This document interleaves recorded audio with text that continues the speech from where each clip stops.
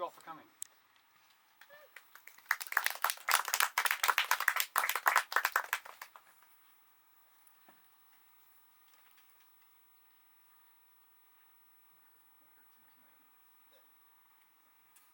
Sweet. Yeah, thank you all for being here. It means a lot that y'all took the time out of your day to come, and some of you are in an unfamiliar space, and I appreciate you being here.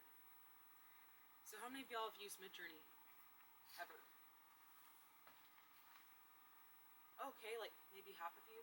Okay, well, this is an image creation artificial intelligence where you give it a prompt and it can actually create an image for you.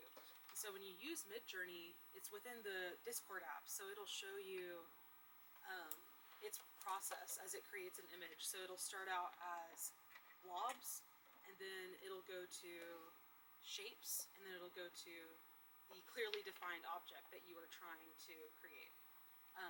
And so I'm going to sort of use that metaphor as a framework to talk about my work.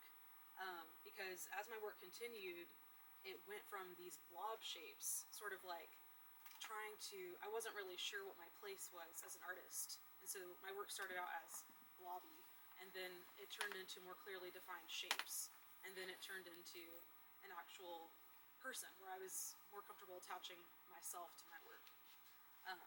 And so looking at the blob phase, shape phase, or person phase in isolation is okay, but I think that it makes more sense to take a step back from my work and view it as kind of a mosaic to get a complete picture of it.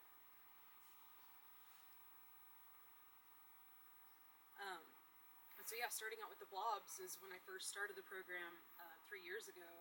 I had a lot of insecurity in my art making and how I viewed myself as a person and as an artist. But despite that, it did end up fueling my work in very interesting directions. One of the first pieces I did was a collaboration with Tyler Hawes in the back, and it was called If Walls Could Talk. And so this was a piece where we found a room in ATEC on the 3rd floor, and we set up 3 microphones and then 4 speakers at the same time.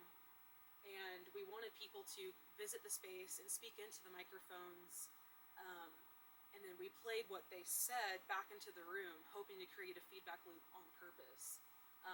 And so we also had differently timed loopers on each one of the microphones within Ableton. So depending on which microphone you spoke into, you would hear your voice played back at a different interval, like 5 minutes later, or like maybe 20 minutes later, and then up to like an hour later. And so, yeah, so it created a really interesting effect where people would talk into it, and then some people would be a little bit impatient, and then other people would be more patient and be willing to like visit the space later to see like if they heard themselves. So I'll play a little bit of that.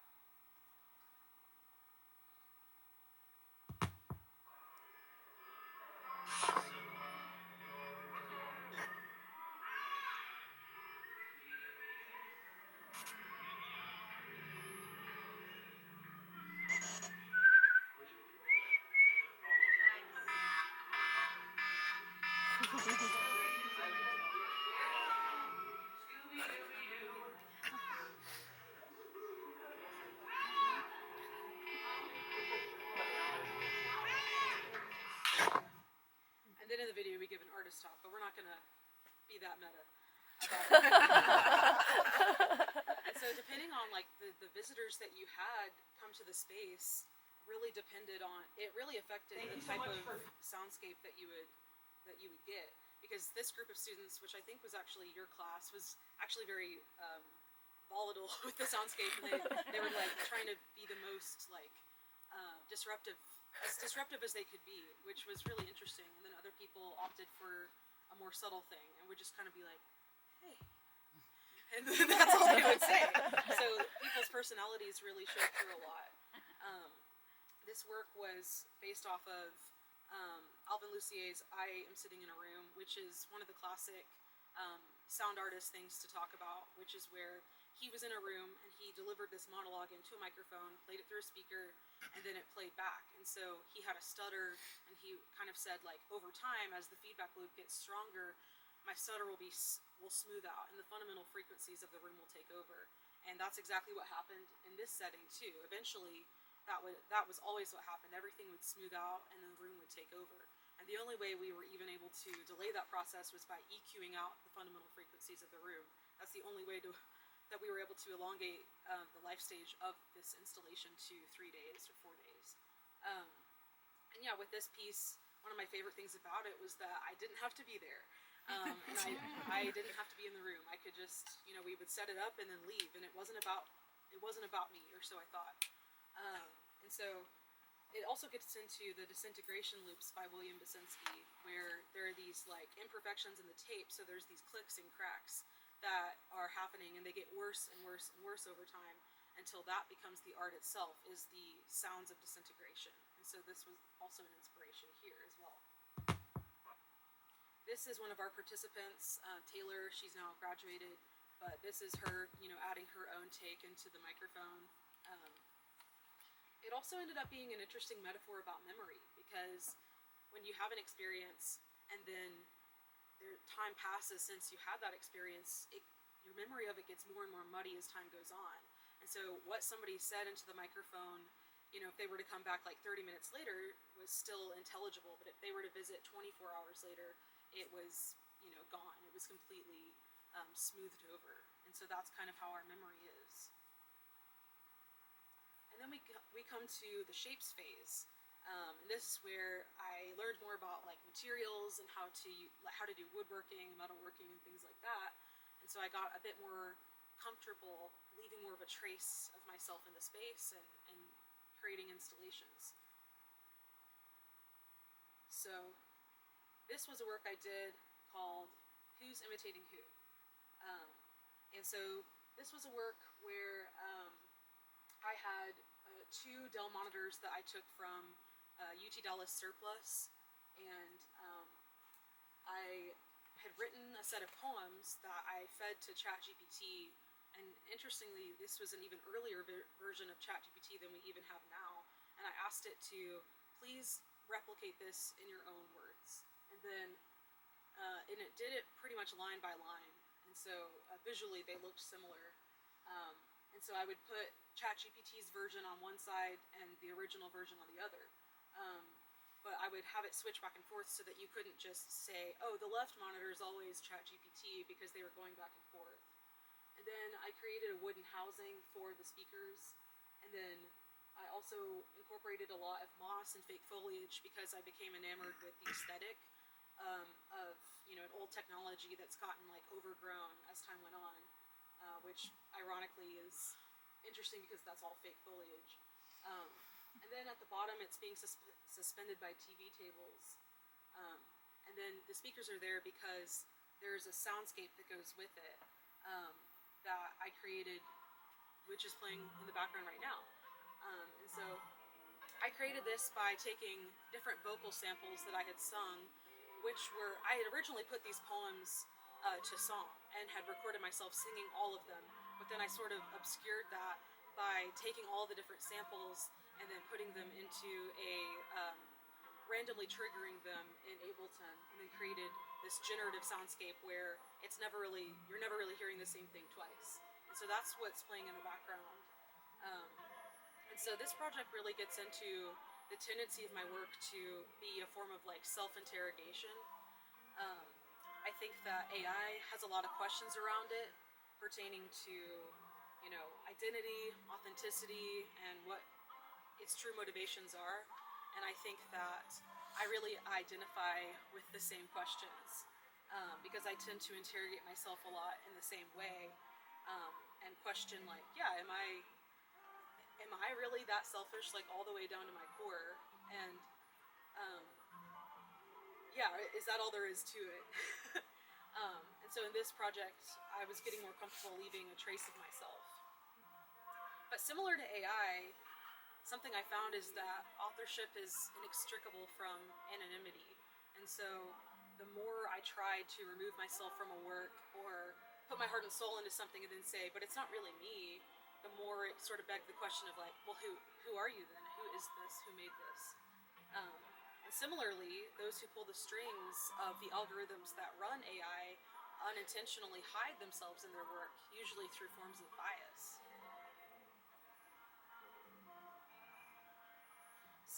This is a close-up shot, and in this case, the disembodiment of self played out in two different dimensions. One, I obscured the real author of the poems. Is it me or is it ChatGPT? You don't really get to know. That way, I don't have to take ownership of what I wrote about. Then number two, I abstracted my vocals. So in a way, I was trying to encrypt the original message, so that you don't get to know what I was originally singing and what it originally sounded like.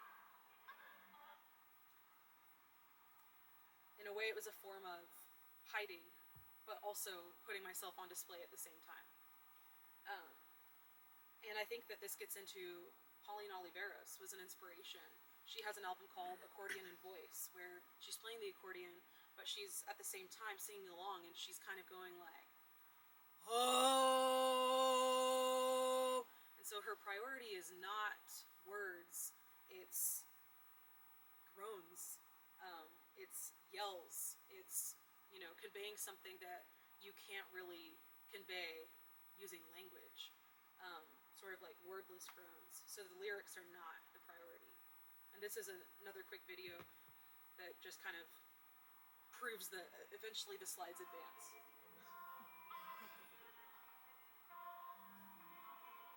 So in this example, the left side says, I missed the dawn, the break of light, unable to discern the day from night. And the right side says, I didn't see the sunrise, so I can't tell if it's day or night. And the one on the right is me.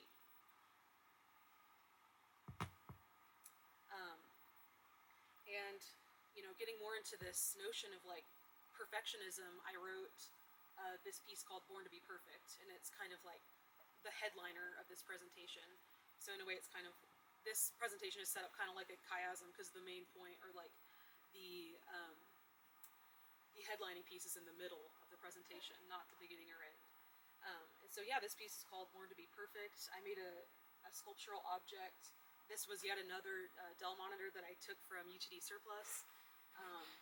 And through various means, I destroyed it and then put fake foliage strewn about it, and like kind of, I wanted it to appear as though it was growing out of it.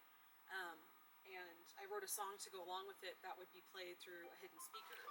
And so the main point of this was that the song was about an AI, a robot, who had realized that she had thought that she was born to be perfect, but over time she starts to realize, she starts to malfunction, and there are sonic cues within the song, like singing out of tune and, building distortion over time that do give the effect of, yeah, she's sort of breaking down and malfunctioning, and then it turns into more of a lament because she doesn't understand why she's not perfect, and why do I need outside help?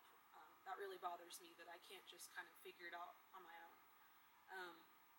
And so this gets into like Laurie Anderson. It had this kind of story-like recitative feeling, and in addition, she does have this tendency in her work of using a vocal sample over and over and over again that creates a type of percussion. So I'll play some snippets from the song.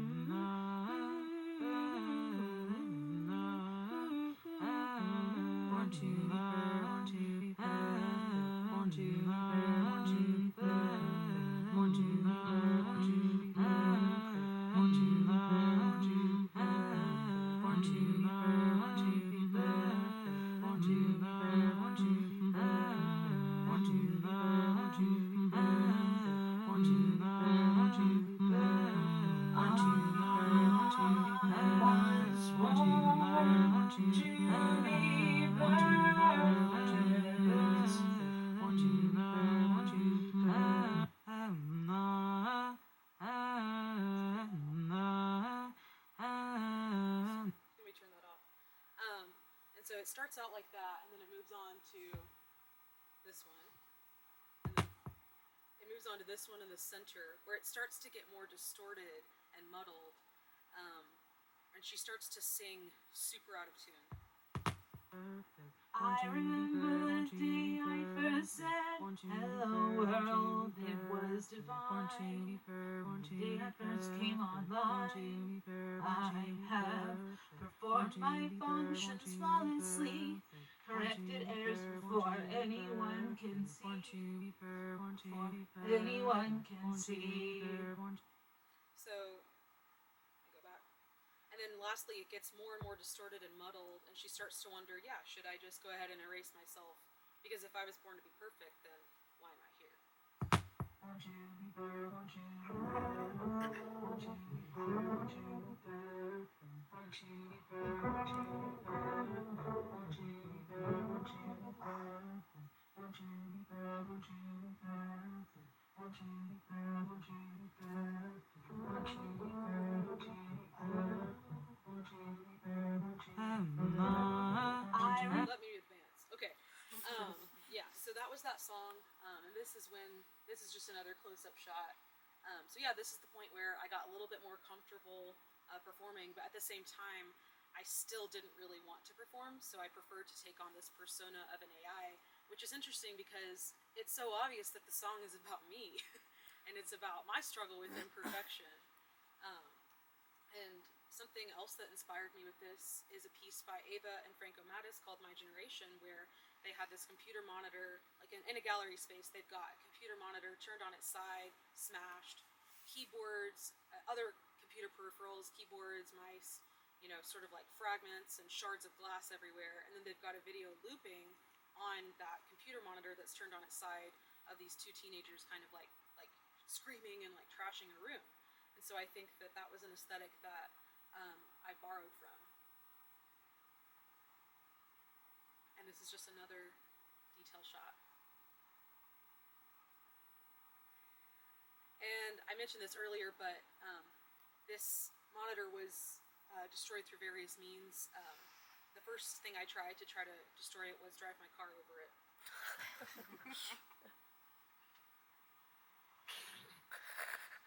I'm ready. There you go. Little pork under there this time.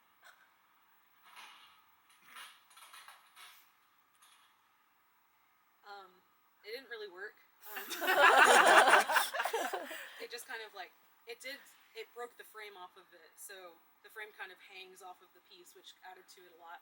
But I ended up going back in with a sledgehammer, and that finished the job.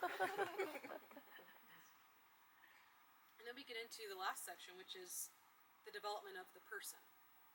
And this is the point where I started using my body. So this was another collaboration with Tyler Haas. We called it Untitled.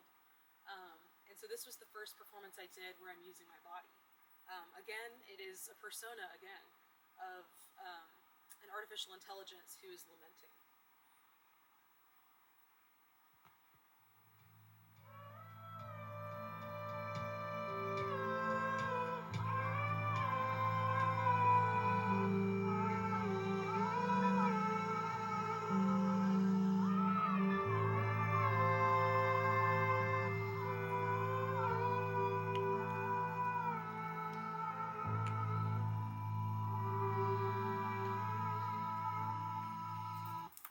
So in that one, I was using a plugin called Doubler that would take the pitch in my voice and turn it into a synth. So it was an interesting melding of AI with my actual sort of analog voice.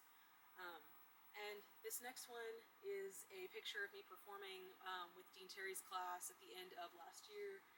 We did a show called Detritus where, we had a full performance of our whole class. So we did a show, and this was my first time singing on stage as me. This is the first time I didn't really take on the image of a persona. This was just me singing, and I sang a song about just recovering from idealizing someone in your mind too much and just kind of recentering on what the truth was, which in the lyrics of the song are, "You could never love me like I already am loved." the next performance I did was a piece called Call Me Back. Um, and this comes from a time a few years ago when I was just really depressed and apathetic towards my family and people in my life. And people would text me and try to call me and leave me a lot of voicemails, and I was not really responding to them. Um, and so I'll play a little bit of this audio clip, which is going to give you a sense of the type of voicemails I was working with from family.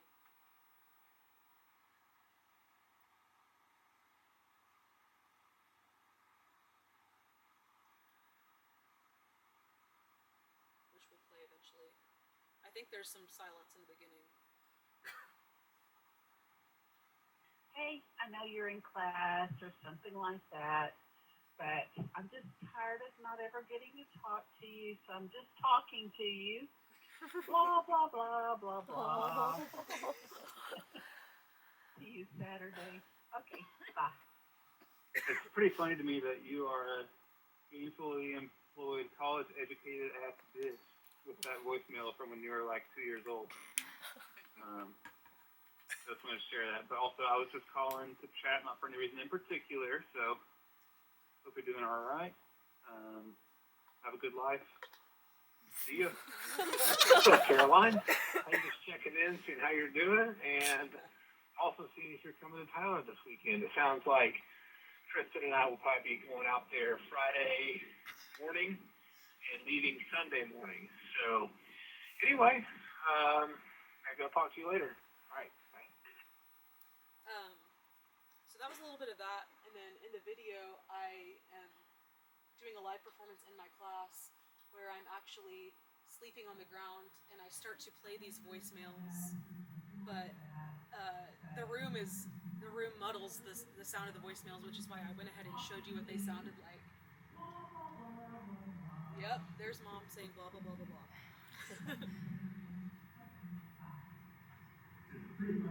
As the song goes on, I layer the voicemails on top of each other so that they become a mess, an incredibly overwhelming wall of sound.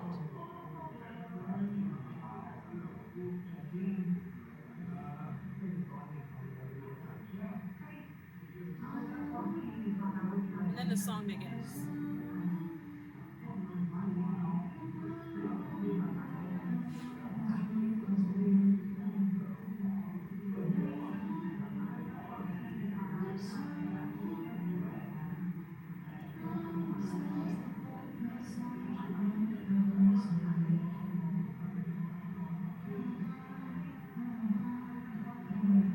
And then I start to sing along with the recording in person in class. Call me back, call me back when you get this. Call me back, call me back, call me back when you get this. Call me back, call me back, call me back when you get this. Call me back, call me back, call me back when you get this.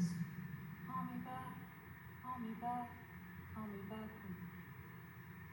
Call me back, call me back, call me back.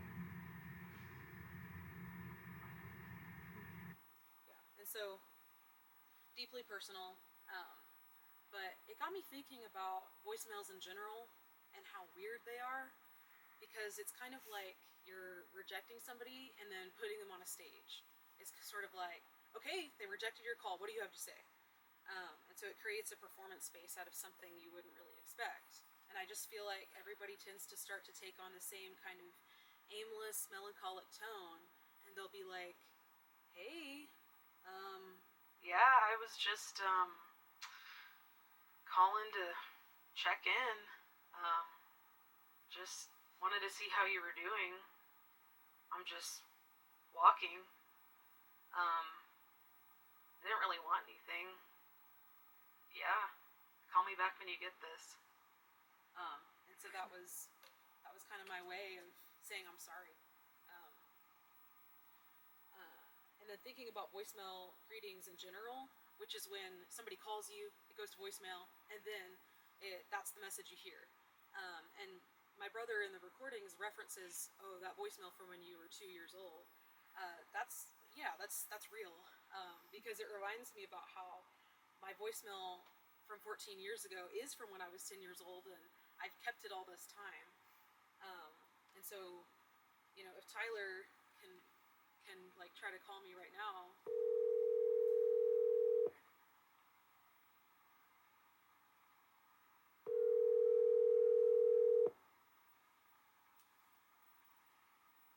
Hey, this is Caroline Trotter, and I can't answer the phone right now, so leave me a message and I'll get back to you as soon as I can. At the tone, please record your message. When you've finished recording, you may hang up or press 1 for more options.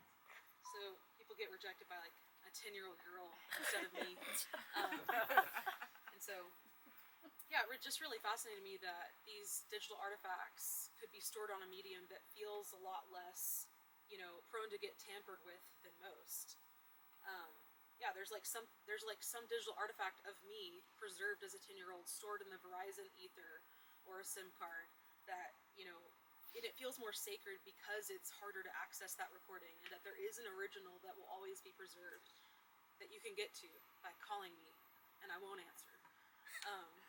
And so I think that another thing about phone speakers is that they have this affordance of like a built-in distortion effect that I do really appreciate.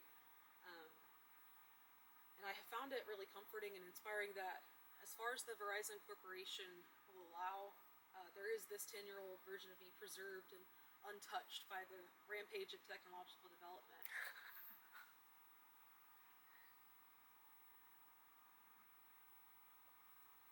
Yeah, so I think that I branched out a lot since I first got here and started my MFA program.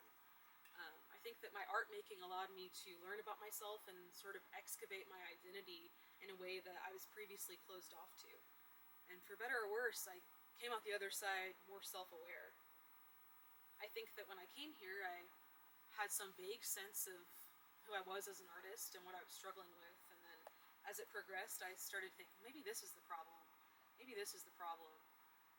Maybe this is who I am. And as it progressed, I think that my identity, sort of crystallized into who I really am, and sort of like what I was really dealing with by the end of it, which was really helpful. And I don't mean to suggest that the works I did that weren't under the person category weren't good. I think that my attempts to make art without having to be in it created art that was just as compelling as the live performance work that I did. But I think that the theme of all of my body of work that I'm starting to discover is that the more you try to erase your authorship, the more you reinforce it. And that whether I liked it or not, my work tended to ask a question of myself and get into this interrogation. So this piece is called Rust. This is the last piece I will share with y'all. This one was influenced by Fluxus art, like, Yoko Ono. And I think that I was inspired by, the thing about not really having a personal studio is that sometimes you just kind of use what you have at your disposal. And so in this case, I got interested in using the car as a space of performance. And so I used my car microphone to leave somebody a voicemail of me singing. And then I got sent those recordings, and then I played those recordings through my car speaker, and then filmed this video where I sort of sang back to myself. And I think this is very fitting because the car and conversations in the car were the site of many personal and artistic discoveries over the last 3 years. And it is a form of self-interrogation again. It's the same theme again, singing back and forth to myself via voicemail. I left a voicemail, and then I leave a voicemail back from the future. And then another housing metaphor for this entire piece is just what it can be like to have OCD. OCD is characterized by cyclical, incessant thoughts that are intrusive and really hard to ward off by yourself. And so often, you figure out a logical way to get around it, or prove the lie that's being told to you false. And then you feel better for a while, and then it is replaced by a new lie, or the lie circumvents the logic that you used to destroy it initially. And it gets better over time, but this song is kind of about that battle. So I'll leave you with this.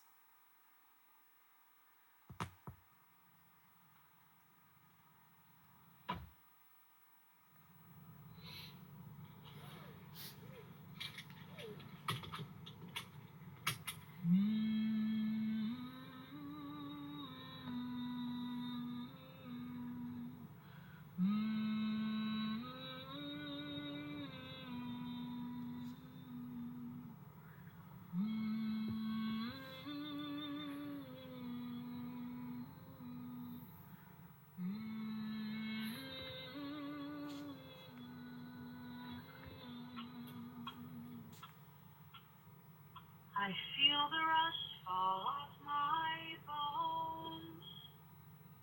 Bathe me in acid, I'll feel young for a while.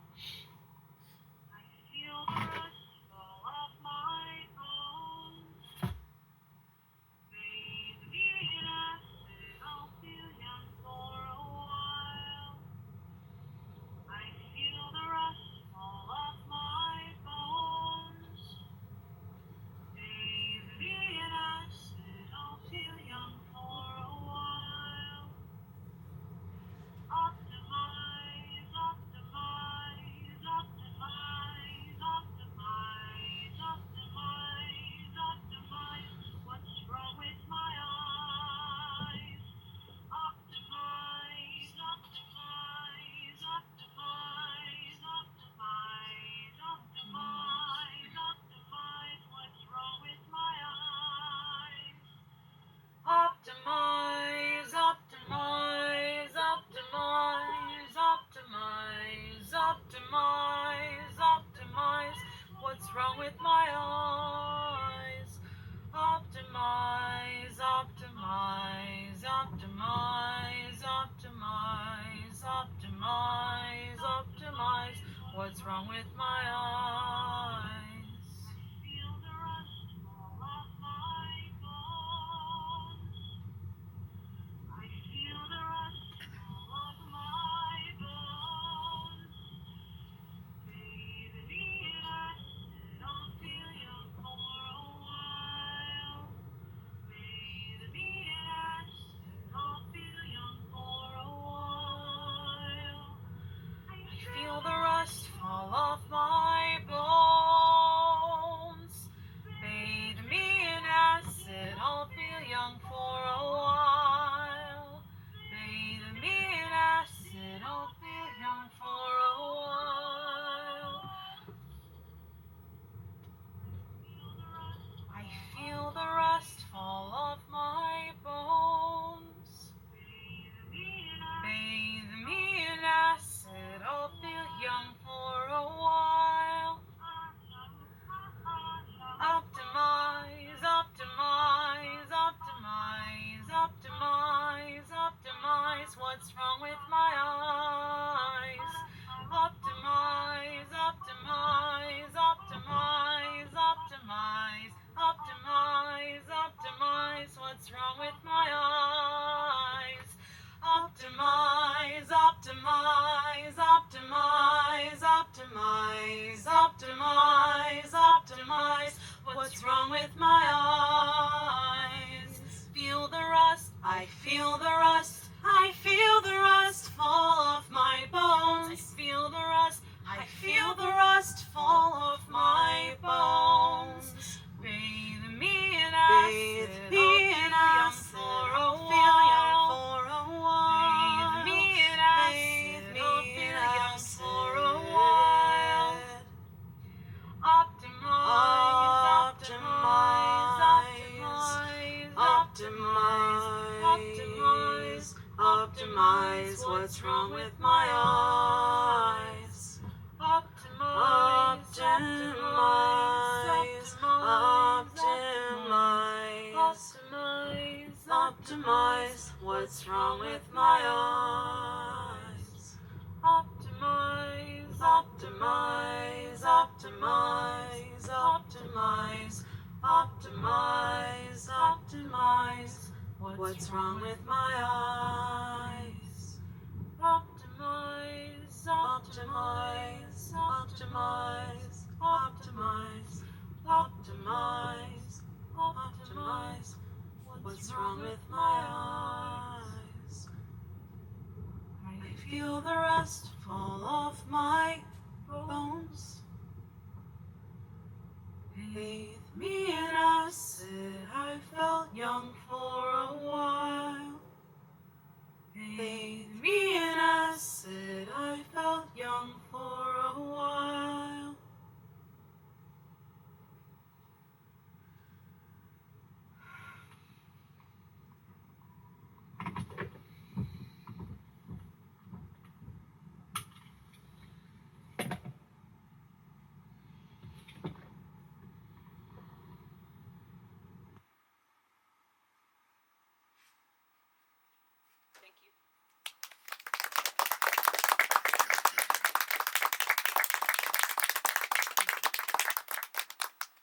do some thank yous to all my committee members, SV, Laura, and Dean. Thank y'all for just being there for me throughout the program and for pushing me to be better and to branch out of my comfort zone and to think deeply about what I was doing. I want to say thanks to my fellow MFA students. Tyler, thanks to you two for always helping me and pushing me. Thank you, Sho, for just being a pal and for it's been really special, just growing deeper in our friendship as time has gone on. And thank you to Zach, who's not here, but he's out of the country as always. But he's been one of my biggest fans here in this program as well. And so, and thank you to my community. Y'all have come, Michaela, Amy, and Jack, and people from my personal life who did not let me give up when I wanted to drop out. And so I just really appreciate everybody who's been here through this whole process. And if you would like to see my work in person, we are doing a group thesis show called Alloy, Friday, April 26th from 6 to 9 p.m. It's on Sylvan Avenue. It's not for the faint of heart. Just be ready. And by that I mean there's not going to be parking. It's it's not the prettiest area, but it is pretty it's pretty in a different way. It has this sort of corrugated metal siding on the buildings, and but anyway, that's where our group show is going to be. But yeah, I'll now open the floor for any questions.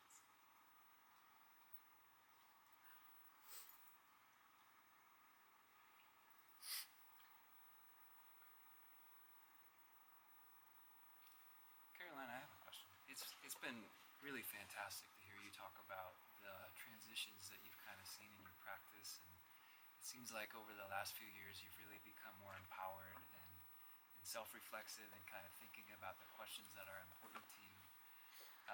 This is a really broad question, but as you're transitioning to the next phase in your creative career, is there a particular thing that you're kind of thinking about moving forward with more than others? It seems like towards the end you're kind of engaging more with live performance and kind of mediating that through technology. And Yes. yeah, More of that on a bigger scale is something that I'd like to do in the future.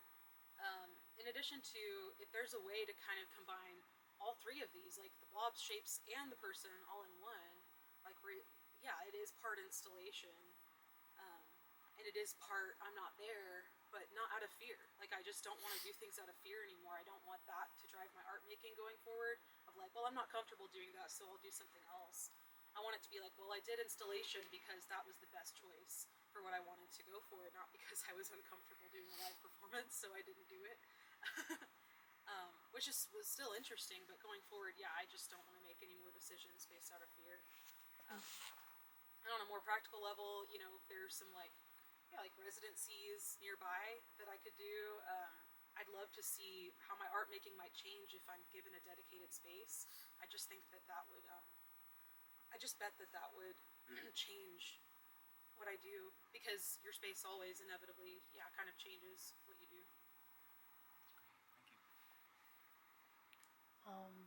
Thank you so much for that presentation. I'm trying not to cry. Actually, it's really beautiful. And for me, it's the best work is it's art that makes me cry, I think. And this is just so beautiful. And thank you for that. And I showed crying already. But it was it's this is why I make art. This inspires me, and why we do what we do. Optimizing everything. Yeah. And I wanted to ask when's your CD coming out? When is your CD? And when can we crush it under car? Hey. Yes. But just the tenderness that your work you kind of evolved throughout your practice so much.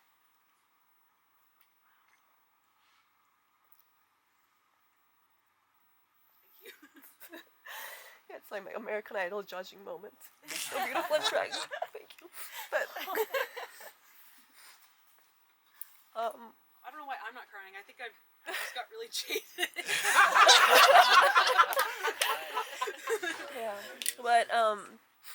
just want to hear more about if you, because you have this way of like humanizing technology, although you're talking about a very almost oftentimes cold approaches to it, or like a very side eye towards new developments within like AI. Like we kind of like first of all be very cynical about it before we even hug it. So I'm just curious if you know how that kind of tenderness or tenderizing technology, kind of how if you thought about it. I know we talked about it before too, but I'd love to hear more about how you want to, in the future, incorporate or it's a big part of your practice, right? So, where do you see that kind of space for you in terms of, yeah, creating, talking about technology within your work, but also in a way that has a soft focus to it versus like a hard, dystopian. One of the ideas I've been playing with for a while is just kind of like the idea of telling stories via installations about AI, and I could see myself doing something, because what you described, this sort of callousness and coldness towards AI, is kind of exactly how I felt about it in the past. Of just like, yeah, like that's dumb. Like we shouldn't be using that. Like you're obviously not human, so why do we care? But I think that it does sort of function to um, hold up a mirror to ourselves, and it can be something that I don't really have any plans to imbue, like for the main focus to be to imbue the technology with humanity, as only as far as it kind of like holds up a mirror to ourselves, if that makes any sense. But I could see there being this metaphor of like sort of like this annoying like animal or like dog that you have like in your house, and like you at first you're just kind of like, oh man, like you're so annoying. And then as time goes on, you start to like develop a tenderness for it, because you do appreciate it, and you do understand its role in your life, and you start to like be kind to the animals, not because you have to, but because like this is another like tool or a creation. I'm sort of like mixing the dog with the AI here, but this is something that should also be treated with respect, and that can be sort of used as that metaphor of like in a way it turns it back on the self of like, because I think that the way I treat AI or have treated it in the past of just like writing it off and assuming the worst of it is exactly what I do to myself. And so I definitely do see room for that development of like telling stories about AI that do sort of like point back towards us as humans, and how we diagnose ourselves with problems and then try to torture ourselves into being better, and how like that doesn't seem to be working. And so but I think that's like an area that is ripe for like exploration for sure. I hope that answered your question. Yeah.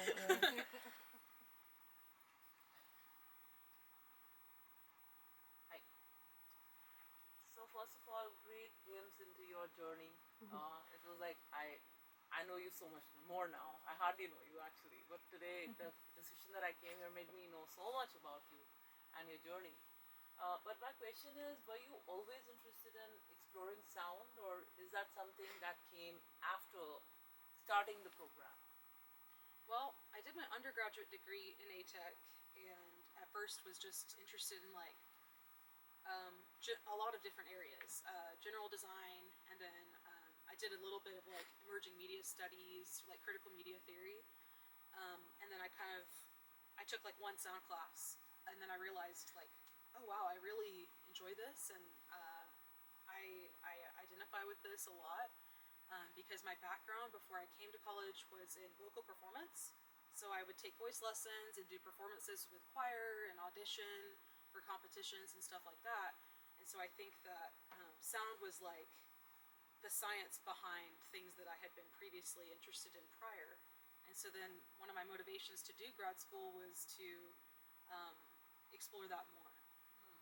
So yeah, the answer I guess is not always. I was not always interested in it until later. Built in organically because of the background. Yeah, And you got a great voice, by the way. thank you. We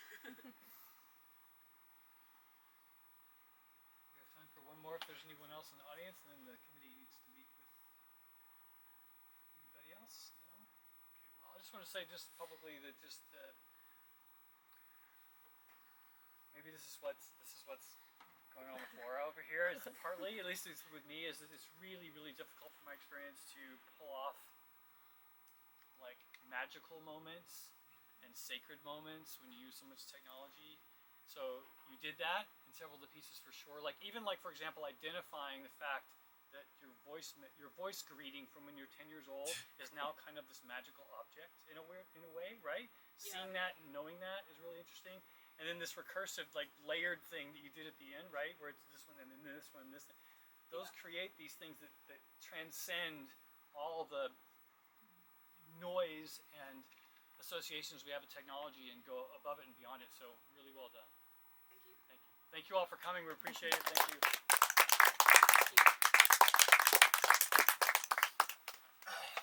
Okay. You may all exit. Get out. See you later.